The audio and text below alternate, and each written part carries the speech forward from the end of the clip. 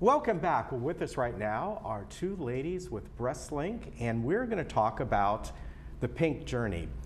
And I think both of them you might have seen before, but if you haven't, I'd like to welcome Jan West, who's an RN, and you've been educating about breast cancer for many, many years.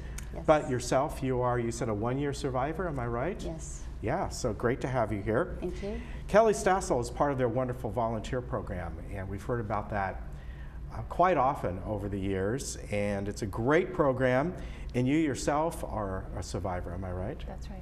Yeah, so it's great to have you here today. Thank you. So let's talk about the Pink Journey. Now, of course, a lot of people have kind of can relate to that. Of course, you have the, what's it called, the Susan B. Komen and the pink and all that, and I would imagine that's kind of where the wordplay comes in here. But tell me specifically, if you would, Jan, about the Pink Journey.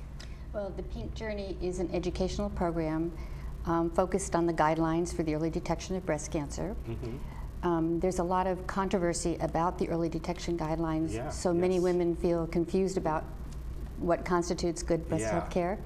So the goal of Pink Journey is to address issues and minimize them by educating women about the guidelines for early detection, giving them the information, the tools to succeed.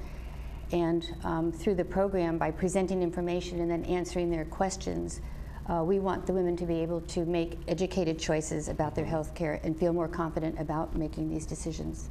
You bring up a very good point, because I want to say over the last 2-3 years or so, there has been a lot of, depending what kind of faction you want to listen to, about the early detection. And we're really talking about people, women who are younger, 30s, 40s and all. You know, sometimes you hear where you should have it once a year at this age. Other people said no, 5 years. It's really changed a lot. Where are we right now, or at least I should ask your opinion on that? You're talking about mammography now? Yeah, yes, exactly. Because when we talk about the guidelines for early detection, we have about 4 components. And during the program, we address each component and give the women a lot of practical information about each one. So in terms of mammography, we encourage women to start their mammograms by the age of 40 and repeat it every single year. Okay. For women who are at an increased risk for breast cancer, or they're concerned about being at an increased risk, we encourage them to have a conversation with their physician, who may guide them to follow that plan of action, maybe a little bit differently, and possibly start at 35 getting your mammogram. Or you can get a risk counseling also to determine your risk and help you with your plan of action if you are at an increased risk. Okay. Now, Kelly, you yourself are a double survivor, am I correct? Two-time breast cancer survivor, yes. And you're with the, as I said, the great volunteer program at BreastLink. If you wouldn't mind, tell us about your Pink Journey, so to speak. Well, I got involved several years ago with Jan, just because I felt like there was such a need to help educate women on early breast cancer guidelines. A lot of women aren't aware of them, and quite frankly, I don't know that there's another program out there like what we offer. So, you know, you're finding more younger women, more and more 20s and 30s that are developing breast cancer, and a lot of them don't know what the guidelines are. They don't know how to do self-exams. So we cover that in our program. It's a very unique program. It's very informal. Ladies can come in, they can sit down, they hear from a physician, they hear from a nurse, and they hear from a survivor. And each survivor will tell their story, share their journey. So it's very personal, but it's a 1-hour class. You learn so much in that 1 hour, and it could save a woman's life. And this program is for every woman. In other words, it's not just for somebody who has already been diagnosed. That's right. Our program was created for every woman of all age groups. Yeah, so that's what I like. I mean, obviously we know how good BreastLink is, that if someone is unfortunately diagnosed, that other part of the volunteer program where you often have, like yourself, survivors who become like in a way a mentor, as far as, you know, being there with the person, of telling them, here's some of the steps you're going to go through and maybe some of the side effects, and it's comforting because that survivor has been through it and can really give them a one-on-one. You being an educator, as far as teaching about this for years, and yourself going through this, you've seen all sides of it, am I right? Yes, fortunately I was well trained Yes. from my experience, because I worked with so many incredible women over the last 30 years. But I want to mention that our program is focused only on early detection. It's not focused on breast cancer. Right, So right, our goal yeah. is we don't want breast cancer to catch any woman unaware.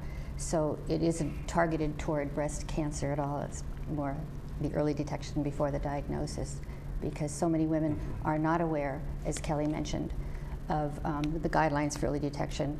So many people go through life thinking breast cancer is a disease of old ladies like me, when Kelly was in her 30s when she was first diagnosed, and then she was diagnosed again in her 40s. So this is a program for all women. You know, by the age of 20, we would like women to start doing self-exam and become aware of guidelines and aware of their bodies and aware of their breasts. As far as those, especially younger women, I think it's harder to probably kind of get them on board, so to speak, right? It is, because they think that it's a disease of older women. Right, and it's the same thing probably for men when it comes to colonoscopies and things like that, in a sense, you know? They think of it, well, once you're 50 or something, maybe we'll start. Yeah. Right.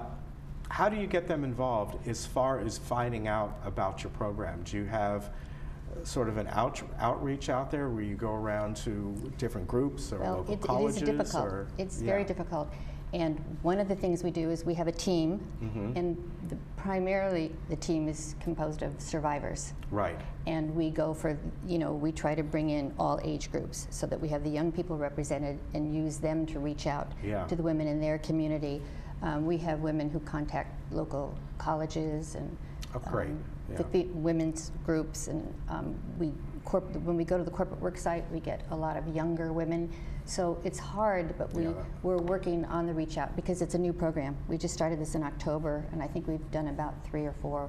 We're targeted for a monthly program. Okay, and Kelly, you said this was takes about an hour, am I right? It's an hour class. We offer it monthly on the second Wednesday of every month from 6 p.m. to 7 p.m. at the BreastLink office in Newport Beach. Okay. 1441 Avocado. Newport Beach, and so yeah, we encourage women to come, bring their mothers, their daughters, their nieces, their sisters, their friends, and come and sit for an hour, and they will learn so much about early detection guidelines. Is your really goal benefit. to expand this program Yes. to, like right now it's once a month at one location? Oh, we would love to. To yes. maybe get on the campuses and things like that, or corporate? We would like to. We're just starting this is nice, slow. though. Starting slow, building our team, our support team, which is our reach out. Yeah, I can see it's just such a great benefit, because as you said, when it gets to younger folks, whether they're men or women, you're infallible in your 20s, right? At least you think you are. Yes, and I think there's a lot of fear. There's a fear factor there also. And I think that's part of the program. They come to the program, and I think the highest compliment we get is, oh my gosh, I learned so much. Yeah. Even from the survivors who have been there, done that, they say, oh, I thought I knew everything because I'd had breast cancer, but I really learned a lot. Yeah, exactly. And that's our goal. And even for the women that aren't 40 and aren't getting mammograms quite yet, it's important for them to understand how to do a self-breast exam on themselves. So our program offers that. We cover that in the program. We have a short video that shows them how to perform a proper self-breast exam. In fact, it's on the BreastLink website. If you go to breastlink.com and you click on patient information, you can view the video there with Dr. West, and he shows you how to do that properly, because that is important for these younger women. They're not getting mammograms. So how do you prepare yourself? And the key is to find, if you're going to, you want to find it early. Yeah, exactly. The early detection, and understand the changes in your breast. And so the sooner we can teach the younger women how to do that, the better prepared they are in terms of understanding their breasts and the changes that are associated with it. And I would also think that the younger that you can reach them, the more comfortable they are with it, and the less fearful they are. As you mentioned, there might be some fear involved, so they don't want to even start doing self-examinations, just in case they do find something. It's kind of a strange thing, but I think we all kind of go through that for whatever thing we're supposed to have checked out on a regular Right. basis, right? Absolutely. Right. And I think also it's not only the young girls that have the fear, it's the women who are old enough for mammograms who don't come in every year Right. because there's a lot of fear associated and mammograms are uncomfortable. So there's a lot of information that we give in our classes that is very practical information to help them succeed. For example, we do address the issue of pain on a mammogram and how they can reduce that, Okay. steps that they can take. And I also want to mention that self-exam is important to the younger girl, as Kelly said, because they're too young for mammograms, so it's all they really have for okay. early detection. But for the woman who's getting a mammogram, there are interim changes that can be found. And I had an experience recently at my dental office where my dentist said to me, Jan, my mom had breast cancer. She was diagnosed in January. I mean, my mother had a mammogram in January and it was normal. And 4 months later, she found a change on self-exam and she took it to her doctor and she had breast cancer. 4 months later, how could that happen? He said to me, well, that's an interim change. If she hadn't done self-exam, and I said, wow, your mom's great. He says, I didn't know there was such a thing. I said, yes, self-exam is a very powerful tool. Wow. And if it hadn't been for that, she would have waited until her next scheduled mammogram, which was about Yeah. 8 months away. So that could have made a big difference in her diagnosis of treatment. Yeah, So that it's shows very how fast powerful. it can manifest. Yes, Change, so we're right. big advocates for self-exam. Why is it, just as out of curiosity, that before 40 or whatever the age may be, that you can't do a mammogram? You mentioned that. Is it insurance reasons? Is No. it tech reasons? What's And they don't like to do mammography exposed young developing breasts Okay. to radiation. Okay. So, and they can do ultrasound and other things unless the situation warrants a mammogram.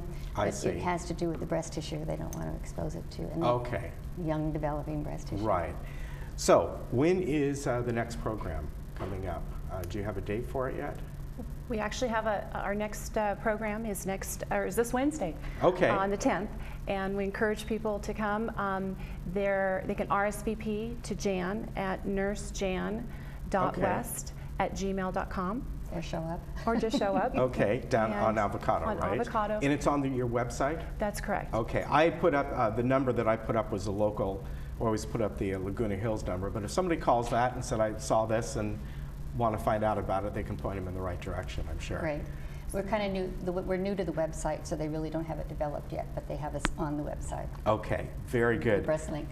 Good to see you again, Jan. Thank you so much. And Kelly, Thank you nice so to much see for you having again. us. I know I've seen you before, although you haven't sat down with me. It's great to have you both great. here. Thank you. Wonderful information, and you're pointing out how important it is that at just about any age to self-exam and Educate. educate. And it's wonderful what you're both doing. But we want to make sure that breast cancer doesn't catch any woman unaware. Yeah, So exactly. thank you so much. Thank you. Great to have you on.